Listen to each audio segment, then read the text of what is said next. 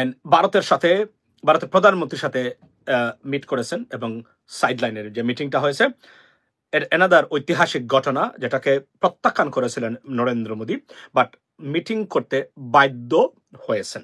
এটা আমি বলি আপনাদেরকে। আপনি বলবেন যে বাধ্য হয়েছেন কিনা? অফকোর্স বাধ্য হয়েছেন, কারণ এটার মূল উদ্দেশ্য হল ডক্টর মোহাম্মদ ইউনূসকে যেন অ্যাডভান্স না যেতে হয় ওনাকে, কারণ হি ইজ অ্যাডভান্সিং টু। কোন দেশ ছোট কোন দেশ বড় এইটার বিচারের দিন শেষ। দেশকে চালাচ্ছে সেটাই হলো মেইন। দেখেন না, বড় দেশের প্রধানমন্ত্রী বসা থেকে দাঁড়ায় গেল, সবাই দাঁড়ায় গেল, ইউনূস স্যার এন্ট্রি নিল। মনে হইতেছে জানেন ভিউগেল বাজতেছে, সম্রাট আসতেছে। এই হলো খেলা, এরই নাম বিশ্ব নেতা। ইতিহাস নেতা জন্ম দেয় ভাই, ইতিহাস নেতা জন্ম। ঐতিহাসিক যে বৈঠক নরেন্দ্র মোদী এবং ডক্টর মোহাম্মদ ইউনূস, সেই বৈঠকটি হয়ে গিয়েছে। সে বৈঠকে কি আলোচনা হয়েছে, সে বৈঠকে কারা জয়ী হয়েছে, কাদের আলোচনা ফলস্বরূপ হয়েছে, এ দর্শক এই বিষয়ে নিয়ে নতুন তথ্য দিব। এর আগে এই বিষয় নিয়ে, এই বৈঠক নিয়ে কয়েকটা গুরুত্বপূর্ণ আলোচনা শুনবো। সেখানে বোঝার চেষ্টা করবো নরেন্দ্র মোদী মোটামুটি ডক্টর ইউনূসের কাছে পরাস্ত হয়েছেন আমি বলবো। দর্শক আগে আলোচনাগুলো শুনে আসি। your time particularly, because আমরা সারাদিন ইউটিউবে পড়ে থাকি না, এটা হচ্ছে সবচেয়ে বড় একটা প্রবলেম। তো সবকিছু শেষ করে it is not a job, it is responsibility. Therefore, please settle down with this mistiming, particularly in terms of my position. আজকে আমি জানি অনেকগুলা তথ্য আপনারা দেখেছেন, the historic trip to Thailand of Dr. Mohammad Yunus, and ভারতের প্রধানমন্ত্রীর সাথে মিট করেছেন এবং সাইডলাইনের যে মিটিংটা হয়েছে এনাদার ঐতিহাসিক ঘটনা যেটাকে প্রত্যাখ্যান করেছিলেন নরেন্দ্র মোদী, বাট মিটিং করতে বাধ্য হয়েছেন। এটা আমি বলি আপনাদেরকে। আপনি বলবেন যে বাধ্য হয়েছেন কিনা? অফকোর্স বাধ্য হয়েছেন, কারণ এটার মূল উদ্দেশ্য হল ডক্টর মোহাম্মদ ইউনূসকে যেন অ্যাডভান্স না যেতে হয় ওনাকে, কারণ he is advancing to somewhere that completely go against the interest of India. Therefore, তারা মনে করেছেন যে না, this is a high time to stop him. Otherwise, উনি যেভাবে রাস্তা ধরেছে এ বদল কোথায় গিয়ে থামবে সেটা জানে না। হয়তোবা ভারতের স্বার্থ তছনছ হয়ে যেতে পারে আপনার এই এলাকাতে, I mean in South East এশিয়াতে। Therefore, তারা সাইডে মিটিং করেছেন এবং এই মিটিং এর কিছু নজিরবিহীন ঘটনা আমি আপনাদের সামনে তুলে ধরতে চাই। আমি জানি না এর আগে কেউ করেছেন কিনা, তবে অনেকেই করেছেন, বাট এখানে কিছু ইন্টারন্যাশনাল পার্সপেক্টিভে ডিপ্লোম্যাটিক কিছু উইন আছে বাংলাদেশের জন্য। প্রথম উইনটাই হলো যে বিমস্টেকের চেয়ারম্যানশিপ নিয়েছেন বাংলাদেশ, এবং উইথ ডিউ রেসপেক্ট বাংলাদেশ নিয়েছে doctor Mohammad Yunus, he is A chairman right now, এবং সেখানে অনেকগুলা বাংলাদেশের জন্য গুড নিউজ, এবং particularly Rohingya. Have you ever thought about that, or thought about returning Rohingyas into Myanmar? And that is going to happen, ladies and gentlemen. It is a remarkable and historic day for Bangladesh and for this entire region. Think about that.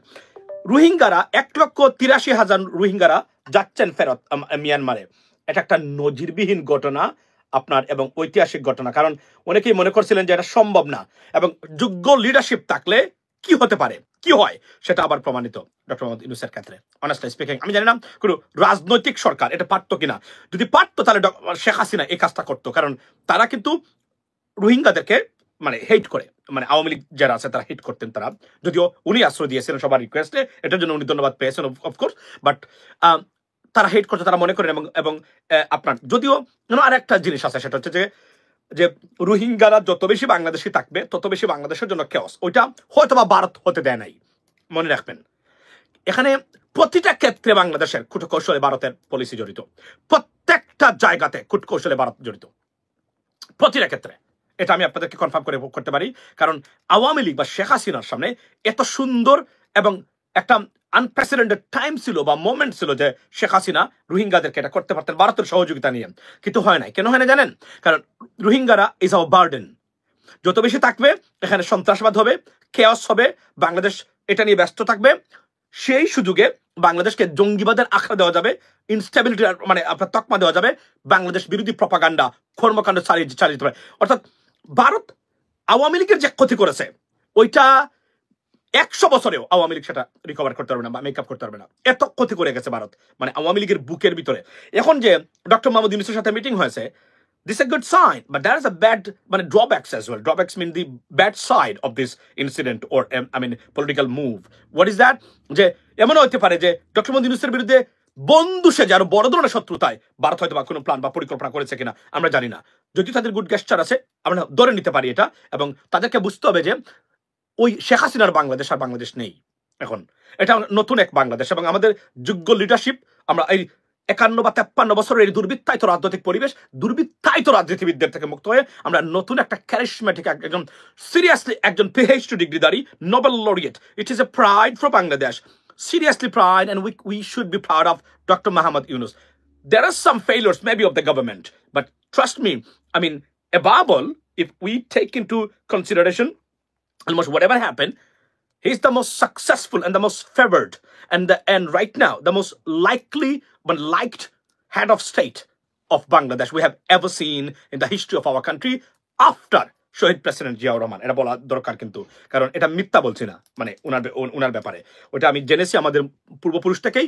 Shahid president Ziaur Rahman, he was the most popular, he was the most honest and qualified as well. Now দু জায়গা থেকে এসেছেন, একজন army ব্যাকগ্রাউন্ডের আর একজন অন্য ব্যাকগ্রাউন্ডের civilian ব্যাকগ্রাউন্ডের মানুষ। সুতরাং এটা দেখতে গেলে মডার্ন এরাতে ডক্টর মোহাম্মদ ইউনূসের মতো হেড অফ স্টেট, এখন আপনি বলতে পারেন উনি কি আন্তর্জাতিক সিরিয়াস একজন পলিটিশিয়ান? না, হি ইজ নট।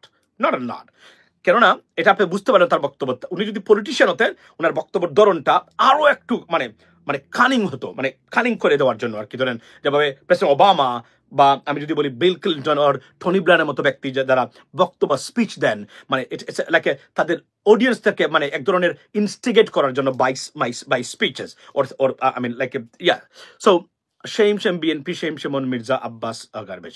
আচ্ছা, এটা আপনার মন্তব্য, এটা আমার মন্তব্য নয়। তো ডক্টর মোহাম্মদ ইউনূস, এবং এখানে আপনি কল্পনা করতে পারেন এখানে সবচেয়ে উল্লেখযোগ্য যে বিষয়টা, it's a diplomatic win for Dr. Muhammad Yunus and Bangladesh. We never expected that, by the way. In general, সাধারণত big stater যারা আছেন, particularly for example the US president, when he gets into a room or somewhere, people are waiting, all the head of states normally they wait for him, and then he gets into, or something like that. But this time Dr. Muhammad Yunus, after Narendra Modi, or Prime Minister Narendra Modi, by the way, in terms of protocol, Narendra Modi, Indian Prime Minister, he's a senior gentleman because India is a big country and the position is a little bit upper than Bangladesh. So therefore, এটা একটা position আছে, এটা diplomatic কোডের সবসময় আছে। তারপরে এখানে যে ঘটনাটা আমরা দেখলাম, ইট ইজ আনপ্রেসিডেন্টেড, অর্থাৎ উনি বসেছিলেন তার জন্য মনে হচ্ছে আমেরিকান প্রেসিডেন্ট ঢুকতেছেন রুমে, এবং অন্যান্য যারা সাধারণভাবে আমরা দেখি তারা অপেক্ষা করতেছিলেন এটার জন্য। This is unbelievable. This is unprecedented diplomatic move. যদিও আমরা নরেন্দ্র মোদীর আমি একটা কমেন্টস করেছিলাম যে মনে হচ্ছে ওনার মা বাবা মৃত মামাকে এই মাত্র খবর দিয়ে আসছেন, মুখের দিকে কোনো হাসি নেই। এটা সাধারণত হয়ে থাকে, আপনি যদি দেখে থাকেন এটা একটা ডিপ্লোম্যাটিক এক ধরনের প্রি প্ল্যান গেস্টার আমি আপনাদেরকে বলি, সেটা হলো বা প্রি প্ল্যান পজিশন। আপনি যখন Russian president এবং US president, when they meet and they handshake, you see, this stuff you can see on their face, because তারা এভাবে হ্যান্ডশেক করে যে হ্যান্ডশেক করতেছে সবই ঠিক আছে, বাট বুঝায় তারা যে we are not friends, we are enemies. এটা হচ্ছে ডিপ্লোম্যাটিক মেজার। আপনি দেখতে পারেন বা চাইনিজ এবং আপনি যখন US president, this like pre plan, এটা বলে দেওয়া হয়, ট্রেনিং করা হয় তারা। এটা এখানে হয়তো এটা ঘটেছে, but doctor Mohammad Yunus is a very simple person, he didn't bother about that. উনি উনার মতোই করে চলে গেছেন, তবে সম্মান দেওয়ার মালিক আল্লাহ। এবং একজন লেখাপড়া করা মানুষ, সত্যিকার অর্থেই বাংলাদেশের ইতিহাসে এমন serious qualified head of state we have never seen. এবং উনার পজিশনটাই, তার উপস্থিতিটাই অন্য ধরনের, because he is a world class celebrity. মনে রাখবেন, উনি প্রেসিডেন্ট ডোনাল্ড ট্রাম্পের চেয়েও সেলিব্রিটি কিন্তু, ইন টার্মস অফ ডিগনিটি, আলাদা মর্যাদার দিক দিয়ে গেলে আমি আপনাদেরকে বলি। তো এই ব্যক্তির আমরা দেখি, it is the entry of Dr. Muhammad Yunus into the room that the people were, Prime Minister Narendra Modi and the delegates, the part of the delegates from both parties, they're waiting for him. And look at this. This is unprecedented. We have never seen in the history of our country. And trust me, ladies and gentlemen. So, এখানে একটা জিনিস মনে রাখবেন, টি seller is a lucky. আমি আপনাদেরকে বলি, ওইটা আমি বলি না কখনো, যেহেতু ওনাকে আমি রেসপেক্ট দিই, বিকজ উই ওরতে যে is a the prime minister of a country. But সমালোচনা আমরা করি, সাধারণত আমাদের মতো সমালোচনা আপনারা কমই করেন। তো একটা যে মনে রাখবেন, যোগ্যতা, personal qualification is a big deal. It's a big deal. Doctor Mohammad Yunus একটা জায়গাতে এন্ট্রি করলে সব head of state, even including that includes the head of the state, I mean the president of the United States, তার যে মর্যাদা, সবাই যেভাবে তাকাবে তার দিকে, নরেন্দ্র মোদী দিকে তাকাবে না। It's simple, simple is that, কোনোদিনও তাকাবে না। এবং ডক্টর মোহাম্মদ ইউনূস উনি কিন্তু he is a big celebrity, আপনস বিগ সেলিব্রিটি, এটা বুঝতে হবে আপনাদেরকে। তার পজিশনটা নোবেল লরিয়েট, একজন অর্থনীতিবিদ, পিএইচডি ডিগ্রিধারী। এই মুহূর্তে পৃথিবীতে একজন হেড অফ স্টেট নাই যার পিএইচডি ডিগ্রি আছে, নট এ সিঙ্গেল ওয়ান। এবং আবার বলি, education is very very important. যারা এখন আমার এই লাইভটা দেখতেছেন, যারা যেখানে আছেন, আমি জানি আমার এলাকা থেকেও দেখতেছেন কিনা, আমাদের বৃহত্তর সিলেটের কারা কারা আছেন কিনা, আওয়াজ দিবেন। Big deal, education is a big deal.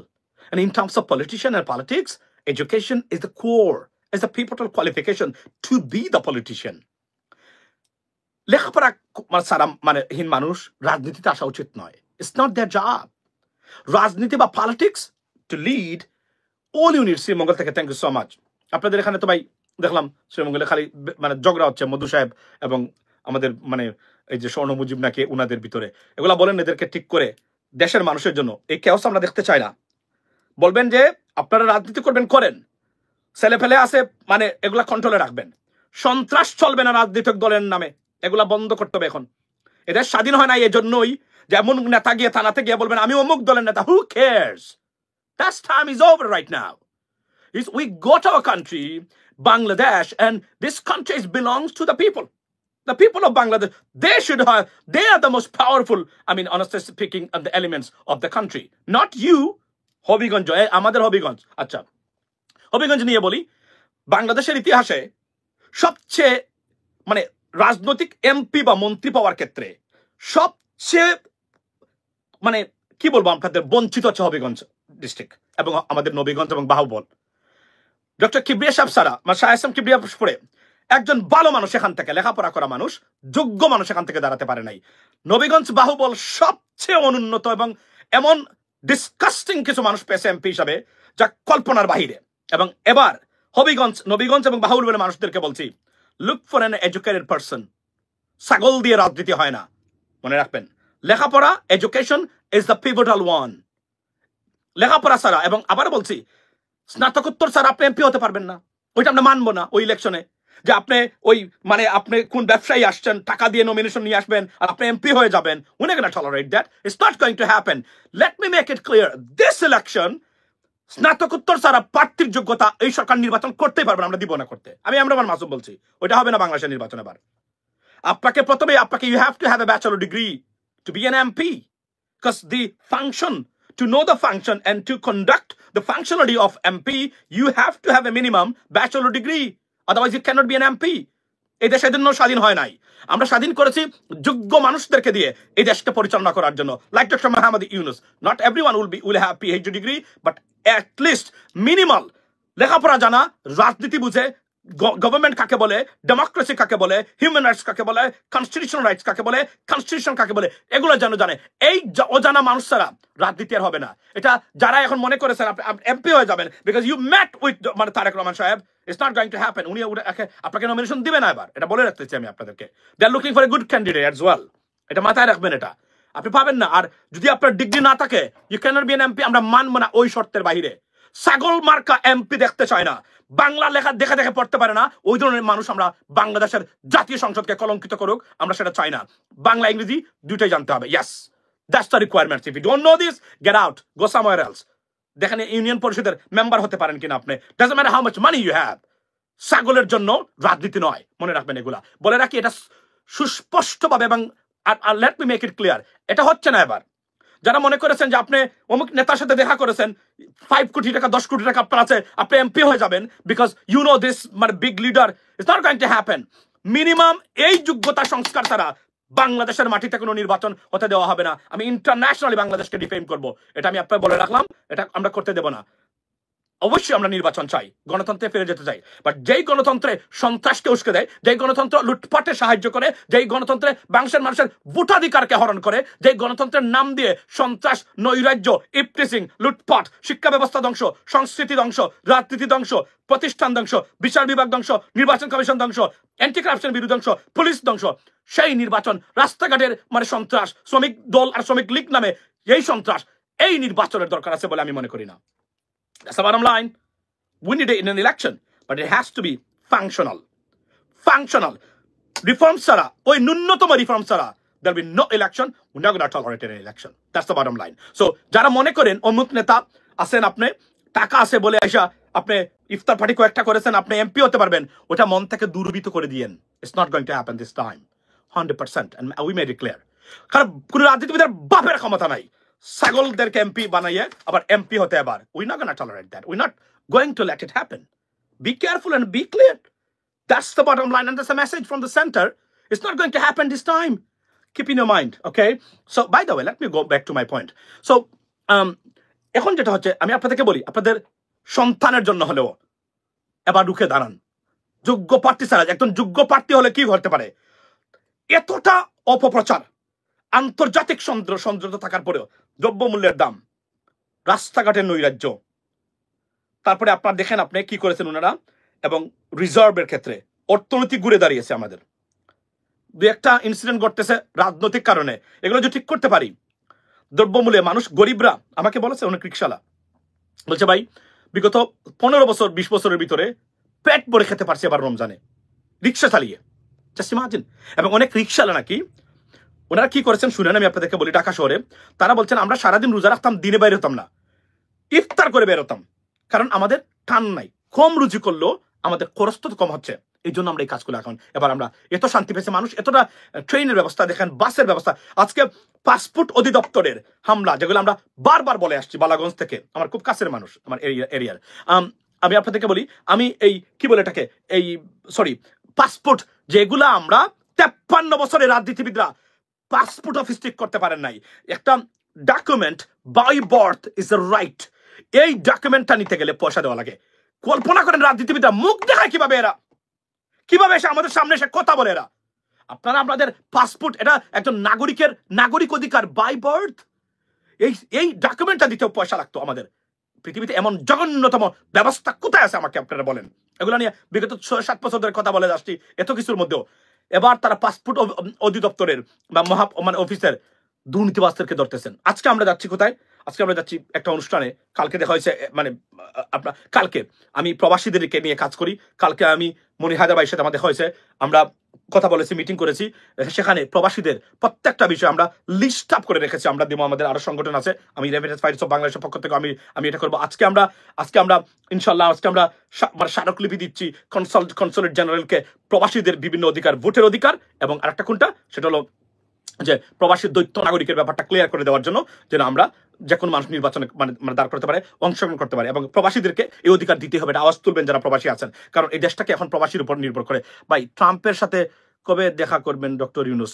হ্যাঁ, এটা একটা পলিটিক্যাল ব্যাপার, এটা যখন মনে হবে, যখন সুযোগ আসবে, নিশ্চয়ই তারা দেখা করবেন।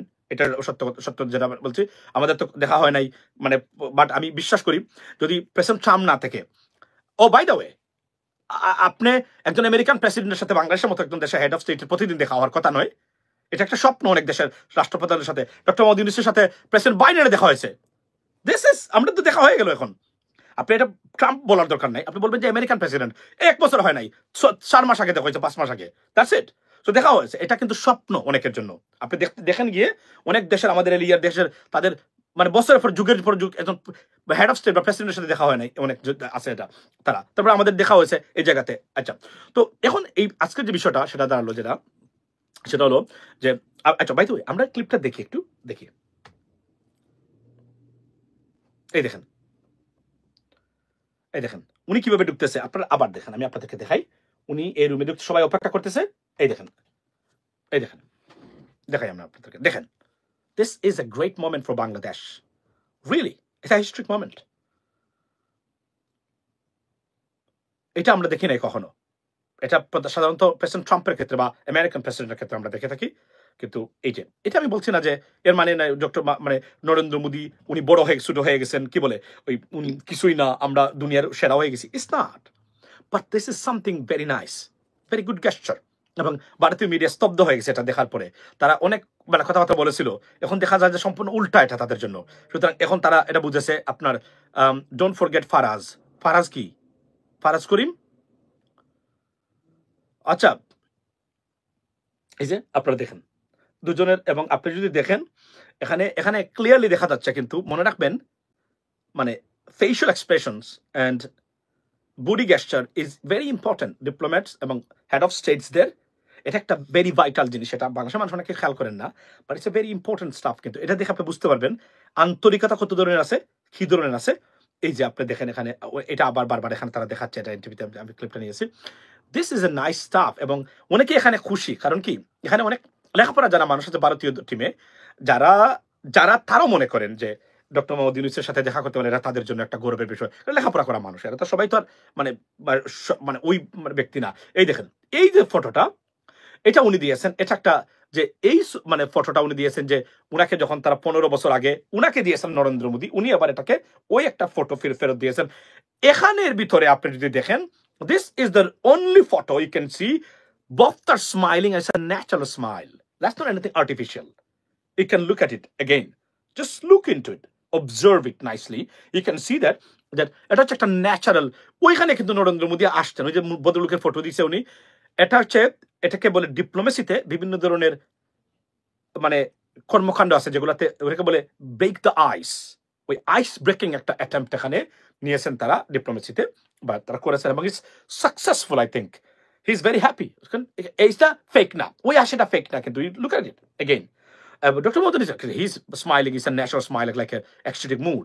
But উনি এতক্ষণ মানে গ্রাম্পি ফেস যাকে আমরা বলি ইংরেজিতে, উনি ছিলেন মানে যে মা বাবাকে মনে খবর দিয়ে আসছেন। কিন্তু এখানে দেখেন this is a good question, and that is মানে এখান থেকে শুরু হোক নতুন পথ চলা।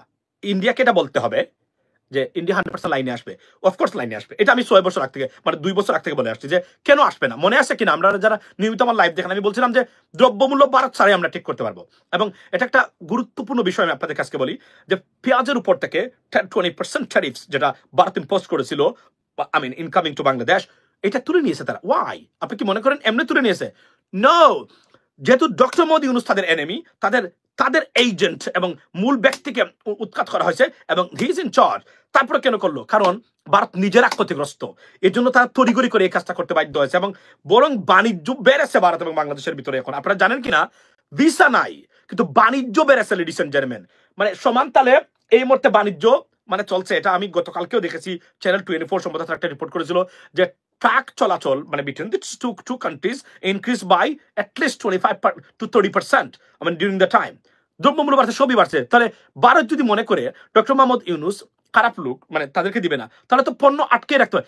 তারা দেখেছে যে ডক্টর মোহাম্মদ ইউনূসকে যদি এখন আটকায়, কোনো না কোনোভাবে অ্যালটারনেটিভ বের হয়ে যাবে। কারণ হিস এমন একজন সেলিব্রিটি ডক্টর মোহাম্মদ ইউনূস, এটা আমাদের জন্য লাকি। দেখুন, আমরা অনেক ক্ষেত্রেই রাজনৈতিকভাবে ডিফার করতে পারি, কিন্তু দেশকে ভালোবাসলে আমি মনে করি, এবং আমি আবারও বলছি, আমি মনে করি এখনো বারবার বলছি, যথেষ্ট সময় দেওয়া দরকার ওনাকে, রিফর্মসটা করে যেন উনি যান। গণতন্ত্রের সবক দিচ্ছেন সবাই। আপনারা কি গণতন্ত্র প্রতিষ্ঠা করেছেন বাংলাদেশে? তাহলে গণতান্ত্রিক একটা পরিবেশ কেন, আমাদের একটা প্রতিষ্ঠান কেন দাঁড় করাতে পারলেন না? এই কথার উত্তর আমাকে দিয়ে যেতে হবে। আপনারা যারা বলেন আপনারা গণতন্ত্রের সবক দিচ্ছেন, 53 বছরে বাংলাদেশের মানুষের জন্য একটা ডেমোক্রেটিক ইনস্টিটিউশন দাঁড় করাতে পারলেন না কেন? উত্তর দিয়ে যান। এটা করবেন, মানে আগে করেন নাই, এখন করবেন। যার সাথে হয় নাই তার 17তে কখনো হয় না। This is the reality, ladies and gentleman. বলেন, আমি জিজ্ঞেস করতে চাই আপনাদেরকে, আপনারা বলছেন গণতন্ত্র, what kind of democracy we had? I mean, autocracy in the name of democracy, in the disguise of democracy. Yes. Because the last 16 years, we had a serious fascist government. They were not even autocrat. Autocrater একটা ভূমি মানে একটা চরিত্র, ফেসিস্টদের আর একটা চরিত্র। They were fascist. 16 বছর tolerate করেছেন ফেসিস্টকে, সবাই মিলে সাহায্য করেছেন। এখন বলছেন সে গণতন্ত্রের সবক। আমি আবার বলছি, yes, we need a systematic democracy, but ওই ডেমোক্রেসি না যে নির্বাচনের জন্য একটা বাটপার যাবে আর এক বাটপার আসবে। We don't want that. আমরা চাই একটা গুণগত পরিবর্তন হয়ে যেন মানে check and balance and accountability থাকে রাষ্ট্র ব্যবস্থায়, এবং গভর্নমেন্ট যেন মনে করতে বাধ্য হয় that this country belongs to the people of Bangladesh, not to me, to my leader, to my, I mean, men or women or king or queen or prince and princess. We don't have it. We don't believe in this. This country completely for the people of Bangladesh, and that's the bottom line, ladies and gentlemen. So you're going to fight for it. মনে রাখবেন, this is the acid test for you. দেশ বড় না দল বড় ঠিক করতে হবে আপনাদেরকে এখন। যদি দল বড় হয় তাহলে একটা প্রজন্ম আবার অন্ধকারে ডার্কনেসে চলে যাবে। দেশ বড়, এজন্য আমরা কোনো দলকে এই মুহূর্তে আর রিপ্রেজেন্ট করতেছি না, আমরা দেশকে রিপ্রেজেন্ট করতেছি, কারণ আমরা মনে করি this is the high time or pivotal time to represent our country and speak out for the people, for the country, for the sovereignty, for the rights of the people of Bangladesh. That's our job right now, ladies and gentlemen. That's what we're doing. যে দলে আসুক, যতক্ষণ পর্যন্ত এই রিফর্মসগুলো না হবে ততক্ষণ পর্যন্ত রাষ্ট্র ব্যবস্থায়, আবার বলছি, চেক অ্যান্ড ব্যালেন্স অ্যান্ড অ্যাকাউন্টেবিলিটির ব্যবস্থা কারা করে? এক ইনস্টিটিউশনস করে। আপনি দেখেন না যুক্তরাষ্ট্রের কথা, আপনি কি জানেন আপনার please talk on that beef 780, আচ্ছা, beef 780, আচ্ছা, put it aside. Beef is not a mandatory food. Chicken is a mandatory food, meat, in terms of গোস্তের কথা, মিটের কথা বলছি, because chicken is healthy and give you more protein than anything else. Yes, beef has a protein and iron too, but chicken is the most safest meat on the planet right after turkey. আপনি জানেন তো আমরা যে মানে turkey খাই, যে এটা কিন্তু one of the most safest food because it doesn't have any cholesterol, doesn't have anything else, but it's very dry. You may not like that, but chicken is the best food. So always eat chicken and beef. নিশ্চয়ই এখানে এই যে এটা আমি accept করলাম, কিন্তু একটা জিনিস আমি আপনাদেরকে বলি, এই বিফের দাম তো সরকারের দুর্নীতির কারণে হচ্ছে না বা সিন্ডিকেটের কারণে হচ্ছে না। নিশ্চয়ই there are some areas যে আগ থেকে চলে আসছে, সরকারকে এটাকে দিতে হবে। Apart from that, the daily commodities prices আর সলো পিপুল, ওই যে আজকে দেখলাম একটা 52 টিভিতে একটা রিপোর্ট দেখলাম, আমি একটু আগে আমাকে পাঠিয়েছেন একজন, আপনার 52 টিভিতে দেখলাম যে আপনার তারা এখনো মনে করেন যে দামটা যেভাবে আছে আনবিলিভেবল, এটাই দরকার, এবং প্রত্যেকটা জিনিস কিন্তু আপনি দাম কমাতে পারবেন না, এটা মনে রাখতে হবে। Why? Because demand and supply, এটা ম্যাটার আছে। যে জিনিস বাংলাদেশ প্রডিউস করে না এই জায়গাতে কিন্তু আমাদেরকে এটা বুঝতে হবে। আচ্ছা, তো অবভিয়াসলি আমি মনে করি, এবং চালের দাম এখনো নাকি মানে যেভাবে আশা করেছি আমরা এভাবে হয় নাই, দু একটা জিনিস ছাড়া। তারপরেও আনপ্রেসিডেন্টের সফলতা এই ক্ষেত্রে সরকার একটা কাজ করেছে, বিশেষ করে দ্রব্যমূল্য, তারপরে বিমানের টিকিট এবং পাসপোর্টের ক্ষেত্রে আমি চাই, তারা বলছেন যে পাকড়াও করা শুরু হয়েছে পাসপোর্টের অফিসার। ভাই, আপনারা কল্পনা করেন, পাসপোর্টের অধিদপ্তরের মহাপরিচালক, তার সম্পদ কয়েকশো কোটি টাকা, এটা কই পেয়েছে? এর মানে কি, পাসপোর্ট দিতে টাকা নিয়েছে, আর যাদের পাসপোর্ট পাওয়ার কথা না তাদেরকে পাসপোর্ট দিয়েছে। এটা চলতে পারে না দেশে। এই জন্য আমি বলছি, দল ইম্পর্টেন্ট টু ইউ, বাট যদি আপনার সন্তানকে ভালোবাসেন, দেশকে ভালোবাসেন, please spread this message. You need reforms. Without these reforms, and just get an election is the same bullshit, and the other side of the coin, you get the same thing repeatedly. Why? Because there'll be no check and balance, accountability in the governing system. Unless you have established this stuff, you cannot expect shushashon, rule of law, good governance in the governing system. That's the bottom line, ladies and gentlemen. So apart from that, ভাই টাকা লাগলে ইউটিউবারদের মির্জা আব্বাসের সাথে যোগাযোগ করার বলছেন। মির্জা আব্বাস ভাই, উনি কিন্তু হিজ আ রিচ গাই, ঢাকা ব্যাংকের মালিক সম্পত্তি, উনি দিতে পারেন, উনি বলছেন পিরাকিদা এবং জাকব ভাই, তারা আপনার তাদের টাকা লাগলে উনি দিবেন। তাই আমি তো মনে করি যদি টাকা লাগে তো তারা যোগাযোগ করেন না কেন, তাহলে গালিগালাজ না করে। এবং একটা জিনিস খেয়াল করেছেন, গালিগালাজ কি ধরনের মারাত্মক অস্ত্র। গালিগালাজ খেয়ে মির্জা আব্বাস ভাই উনি সংবাদ সম্মেলন করতে বাধ্য হয়েছেন। বদলুক কল্পনা করেন তার গালিটা কি পরিমাণ আঘাত, কলিজার ভিতরে আঘাত লাগছে।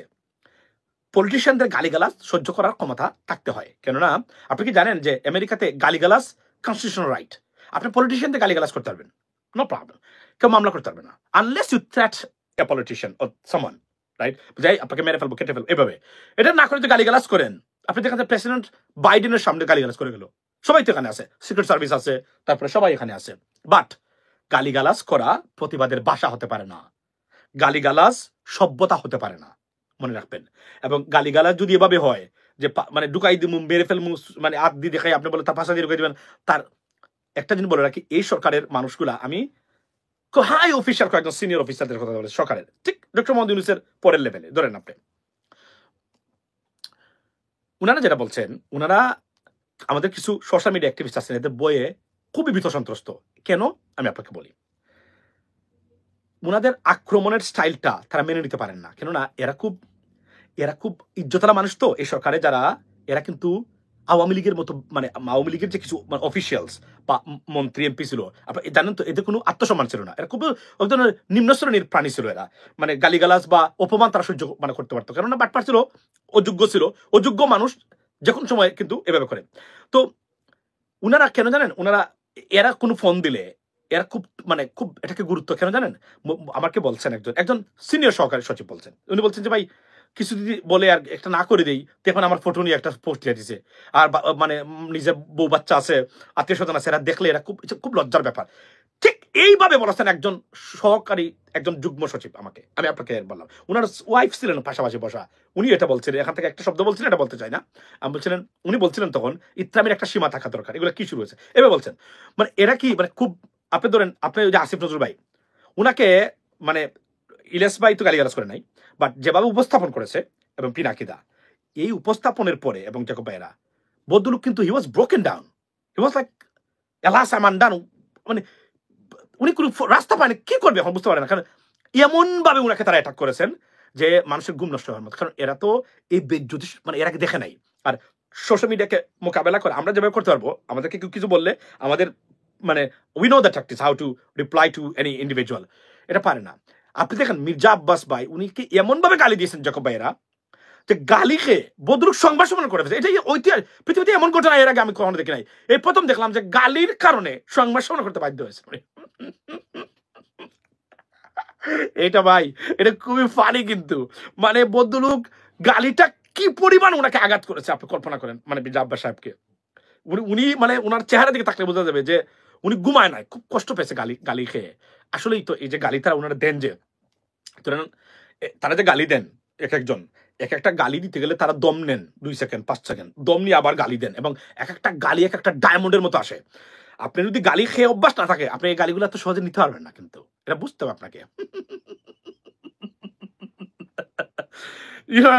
এই গালি কিন্তু ভয়ঙ্কর গালি। আপনি ইতিহাস যে গালি খেয়ে সংবাদ সম্মেলন করেছেন, এটা this is the history and this is the first time in the history of our country যে বদরুক গালি খেয়ে সংবাদ, মানুষ অভিযোগ করলে সংবাদ সম্মেলন করে অভিযোগের পাল্টা জবাব দেওয়ার জন্য। মির্জা আব্বাস সাহেব উনি বদরুক গালি খেয়ে সংবাদ সম্মেলন করে গালির উত্তর দিয়েছে। This is not a joke, it's a very serious staff, right? গেল একটা জিনিস। এখন মানে বিষয়টা আপনি কল্পনা করেন যে গালির, এটা তো আনবিলিভেবল, এটা আমি দেখি না। তবে আমি মির্জা আব্বাস ভাই বা জাতীয় নেতা যারা আছেন, আমি আপনাদেরকে বলি, আপনার রাজনৈতিক নেতৃবৃন্দ, জাতীয় নেতা গালি কেউ দিলে এটা আঘাত লাগবে, আই আন্ডারস্ট্যান্ড, বাট মনে রাখবেন একে যদি আবার অ্যাড্রেস করেন, তাহলে কিন্তু এটা ডাবল লাভ করে দিলেন তার যে গালি দিচ্ছে তার। Do not do that, just ignore it. Ignore করবেন, সুযোগ খুঁজবেন অন্যভাবে কোনো সিস্টেম করা যায় কিনা। কিন্তু গালির এই যে আপনি দিচ্ছেন, এটাকে তো আরো আপনি সার্ফেস করে আনছেন, এবং এটা আরো আপনাকে কিন্তু এটা কানে হালকা করে দিচ্ছে। বিষয়টা করবেন না এটা। I understand it's very pathetic, গালিগালাজ করা, বউ তুলে বাচ্চা তুলে নানান ধরনের মানে অপবাদ দিয়ে, যা সত্য নয়। I understand it hurts you, but you cannot do that because you are national leader. এটা আপনাকে আরো খারাপ পজিশনে নিয়ে যায়, এটা করবেন না। আপনি সংবাদ সম্মেলন করছেন গালি খেয়ে, গালির উত্তর দেওয়া গিয়ে, এটা কি সাধারণ ঘটনা? এটা তো পৃথিবীতে এমন ঘটনা তো ঘটে না এর আগে। আর গালিগালাজ কিছু রাজনৈতিক নেতা হলে আপনাকে খাইতে হবে, it's a part of your মানে পলিটিক্স। কেউ ভালো বলবে, কেউ খারাপ বলবে, তবে আমাদের দেশের সংস্কৃতিতে আমরা এবার গালিগালাজ করি না, এটা খারাপ দেখায়। That's the bottom line. What we can do to encounter U.S. tariffs? Well, they need to sit for a dialogue. Well, the government got to send a delegate. I mean, honestly speaking, and they have to sit for a dialogue. I mean, honestly speaking, discussion, bilateral meeting. এটা একটা সমাধান হবে। আমি মনে প্রাণে বিশ্বাস করি। এখানে অনেক কংগ্রেসম্যান, মনে রাখবেন doctor Mohammad Yunus congressional gold medalist. Doctor Mohammad ইউনূসকে মানে খারাপ ভাবে পজিশনে ফেলে দেওয়া, এটা যুক্তরাষ্ট্রের ইজ্জতের ব্যাপার, কারণ he is their baby, let's not forget that. So আমি বিশ্বাস করি, মানে কি বিশ্বাস করি। আচ্ছা, আরো কিছু মানুষ আছেন, তারা আমি মনে প্রাণে বিশ্বাস করি তারা এটাকে একটা অ্যাড্রেস করতে পারে। কিছু যোগ্য মানুষ আছেন এখানে, মনে রাখি আপনাদেরকে এটা বলে রাখলাম। আর আমাদের কিছু ভালো স্পিকারও আছেন। লুৎফি সিদ্দিকী যে this guy, he speaks very good English, excellent English, trust me. I have never seen any Bangladeshi people particularly can speak like that. He has a serious voice tone and his capability to speak on the stage regarding anything. And, he represents us seriously. Representing Bangladesh seriously. Trust me, on a world stage. I like that, by the way. So, এটাই ছিল আমার বক্তব্য। এখানে আমরা যা দেখছি আজকে, এটা পার্টিকুলারলি এটা আলোচনা করার জন্য আসছি। ছোট ছোট সাবজেক্ট যেগুলো আছে। It's a win for Bangladesh, above all. Great win over India, over diplomacy, and over Myanmar. Many more to come and to go and to see. Ladies and gentlemen, we're going to wait for that. And please support the government. We need an election. We must have to have an election. But until we done the reforms, we should not have an election. Why? Because if we have an election without having the proper reforms, it will be the same shit. ইংরেজিতে বলে মানে it's going to be like মানে ওই 17 আমরা বলি না 52 এক কথা এভাবে সেম হবে, এটা পরিবর্তন হবে না। এবং this is a golden opportunity for Bangladesh to fix our country, and we are on the way, about to do that. If we dismantle this process and the government, it's going to be a great loss for Bangladesh, and we may not have this opportunity second time in the history of Bangladesh, ladies and gentlemen. So therefore, stand up, raise your voice for the reforms, and then for an election. That's the bottom line, ladies and gentlemen. I'm going to go to New York. We have a program right now. আমরা আজকে বলে রাখি, আমি এখন যাচ্ছি। আমরা আমাদের কনসুলেটে consul general ওনার কাছে আমরা আজকে প্রবাসীদের দুটো দাবি, এটা আমার রেমিটেন্স ফাইন্যান্স বাংলাদেশের পক্ষ থেকে এবং আমাদের আরো একটা সংগঠন আছে বৈষম্যবিরোধী, ওটা থেকে আমরা নাগরিক সমাজ, এটা থেকে আমরা ওনাদেরকে একটা রেফারেন্ডাম স্মারকলিপি দাবি জানাবো আমাদের ভোটের অধিকার প্লাস আমাদের যে ওনাকে কি জন্ম দিবে, উনি ইতিহাস জন্ম দেয় ভাই। দেখেন 5ই আগস্টের আগে আমরা চিনি নাই ওনাকে, বুঝতে পারি নাই, কারণ আমাদেরকে না এমন একটা জায়গা, এমন একটা অন্ধকারে রেখে দেওয়া হয়েছিল যে ডক্টর মোহাম্মদ ইউনূস মানি একজন খারাপ ব্যক্তি। এটাই বুঝাইবার চেষ্টা করছে উনারা আর আমরা, দুই দল মিলা, হ্যাঁ ভারত আর আওয়ামী লীগ, এই দুই দল মিলা এই চেষ্টাটা চালায়া গেছে। কিন্তু যারা জানার ভিতরে ভিতরে জানতো, কিন্তু সাধারণ জনগণ কি জানতো? আজকে দেখেন মা বোনরা রাস্তাঘাটে চিৎকার কইরা বলতেছে ডক্টর মোহাম্মদ ইউনূস স্যারই আমরা চাই, আজীবন চাই। আপনি যান যে কোনো বস্তিতে যাই জিজ্ঞাসা করেন, ওনারা 5ই আগস্টের আগে জানতো না ডক্টর মোহাম্মদ ইউনূস স্যারকে, কিন্তু এখন সবাই চিনে। সারা পৃথিবীর লোক তো আগেই চিনতো, আমরা এখন চিনতে পারছি। দেখেন ভারত বলতেছিল না যে না না না আমরা থাইল্যান্ডে বিমস্টেকে যায় বসুন না, আমরা কোনো আলাপ করুম না। যাওয়ার 2 সপ্তাহ আগেও কিন্তু তাদেরকে প্রস্তাব দিছে, তাদের কূটনৈতিক জবাব ছিল যে না আমরা এখনো এই সিদ্ধান্তে আসি নাই। কিন্তু পরে কি দেখলাম আমরা, সবাই বসে রয়েছে, নরেন্দ্র মোদী বসে রয়েছে, ইউনূস স্যার আসতেছে, বিগল বাজতেছে, রাজা যেভাবে আসে ওইভাবে আসতেছে, সবাই দাঁড়ায় গেছে। নরেন্দ্র মোদী দাঁড়াইতে কয়েক সেকেন্ড দেরি হয়েছে আর কি, কিন্তু দাঁড়াইছে, তারপরে হাত মিলাইলো, কথা বললো। এই যা ওনারা বলতেছিল যে না না দেখা হবে না, দেখা হবে না, কিন্তু ইউনূস স্যার জানে উনি আমার সাথে দেখা করবে। তার প্রমাণ কি জানেন? ওই যে একটা গিফট নিয়ে গেছে না, একটা ছবি 15 সালে সেই দিল্লিতে, এই নরেন্দ্র মোদী কিন্তু একটা গোল্ড মেডেল উপহার দিছিল ইউনূস স্যারকে। সেই ছবিটা বান্দায়া সুন্দর করে ইউনূস স্যার নিয়ে গেছে, বগলে করে নিয়ে গেছে। জানে তো উনি দেখা করবেই, কথা বলবেই, কারণ ওই যে 7 সিস্টার যত রকম আলোচনাই করুক জায়গা মতো তো হাত দিয়ে দিছে। দেখেন আমাদের দেশে কিছু বুদ্ধিজীবী আছে, বলতেছিল যে এই চীনের থেকে কি আনলো, কি হইলো, শুধু আলোচনা আলোচনা, গাল গপ্প, কি আনলো প্রমাণ পাইলেন তো? আমি আগেই বলছিলাম এই মিয়ানমার কিন্তু মুরব্বী মানে চীনকে, চীনে যাওয়ার পর একটা ফলাফল আসবেই। 1,80,000 রোহিঙ্গা খুব অল্প দিনের মধ্যে তাদের নিজের দেশে ফেরত যাবে। চিন্তা করতে পারেন? গত 16 বছর বহুত কথা শুনছি, তো কেউ পারছে একটা রোহিঙ্গাকে ওই পারে পাঠাইতে, বরঞ্চ আরো ঢুকছে। 1,80,000 রোহিঙ্গা তার নিজের দেশে ফেরত যাবে। আরো 70,000 প্রক্রিয়াধীন, ওদের কাগজপত্রে নাম উঠতেছে, লেখা হচ্ছে, ধীরে ধীরে সব চলে যাবে ভাই।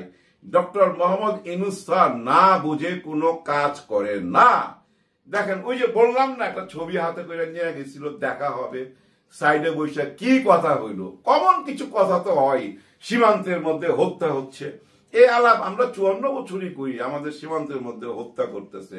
গত 16 বছরে 1000 লোকের উপরে হত্যা হয়েছে, এর মধ্যে প্রায় 150 শিশু হত্যা হয়েছে এই সীমান্তে। এবং মজার ব্যাপার কি জানেন, ওরা না আমাদের দেশের শিশু মনে কইরা গুলি কইরা মাইরা ফালায় দেখে তার নিজের দেশের মানুষ, এমন ঘটনাও ঘটছে। এই আলোচনা তো চলতেই থাকে। আরেকটা কমন আলোচনা আছে, তিস্তার পানি, তিস্তার পানি, তিস্তার পানি তাদের কাছে চাইতে হবে না।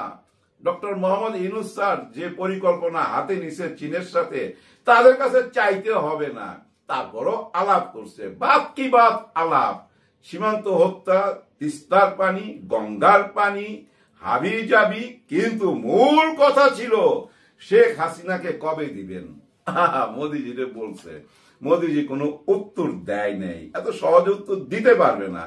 সবচেয়ে মজা কি জানেন, এই নরেন্দ্র মোদীর মুখে কখনো হাসি দেখছেন আপনারা? যখন বিদেশে যায় বা নিজের দেশে থাকে, নিজের দেশে হয়তো টুকটাক হাসলেও আমার মনে হয় বিদেশে কখনো হাসে না। না হাসার কারণ কি জানেন?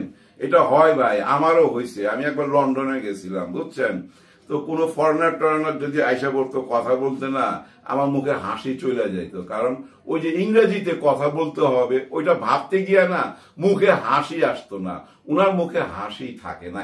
এই কারণে উনার পিছনে একজন বসা ছিল, স্যার ইংলিশে কথা বলছেন, উনি আবার হিন্দিতে উনারে বুঝাইছেন, উনি আবার হিন্দিতে বলছেন, দোভাষী পিছনে বসা, উনি আবার আমাদের ইউনূস স্যারকে ইংলিশে বুঝাইছে। এভাবেই আলোচনা হয়েছে, বুঝা নিয়েন, তাই না? ব্যাপার আছে না, একটা ব্যাপার আছে। আচ্ছা, মোদিজি কি কি বলতে পারে? মোদিজির ওই কমন ডায়লগ, সংখ্যালঘু সংখ্যালঘু, ওই কথাটা বলছে। বাংলাদেশের সংখ্যালঘু নিয়ে উনি খুবই চিন্তিত। আরো বলছে যে বাংলাদেশের গণতন্ত্র নিয়ে ওনারা চিন্তিত। তার মানে নির্বাচন, নির্বাচন ওইখানে বুঝছেন, সমস্ত দেশের যখন সবাই সামনে বসা, ডক্টর মোহাম্মদ ইউনূস স্যার ভাষণের মধ্যে একটা কথা বলছে, যেটা ওনাকে কোনো প্রশ্ন করেনি, কিন্তু কোনো সাংবাদিক কেউ প্রশ্ন করেনি, উনি নিজে থেকে বলছে যে যত দ্রুত সম্ভব আমার দেশে আমি নির্বাচন দিব, যত দ্রুত সম্ভব। আরো কি শুনেছে এখানে জানেন?